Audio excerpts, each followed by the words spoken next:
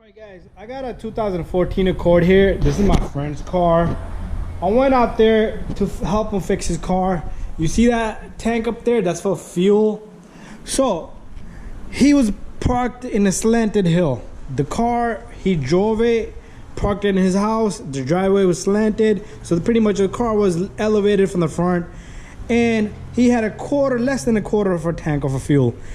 And next morning, he comes to the car did not want to start. I went there, I feel like the car had some kind of spark. It didn't want it to start, but it felt like a lack of fuel. So what we did was we put in fuel, but the car still didn't start. Then we pushed the car down. I wish I had recorded it. We made the car nice and straight. And then all we did was pump the pedal. Start to crank the car, pump the pedal. And the car ran beautifully. And it's been a few days. Bada bing, bada boom. If you guys have a car that does not want to start, this is a Honda Accord, and you're low on fuel, these are very sensitive cars on fuel because they are different than all the other.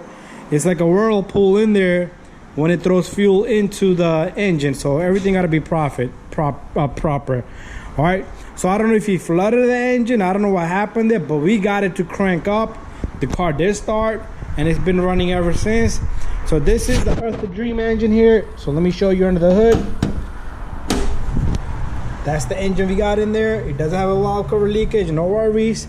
All right, so that's it.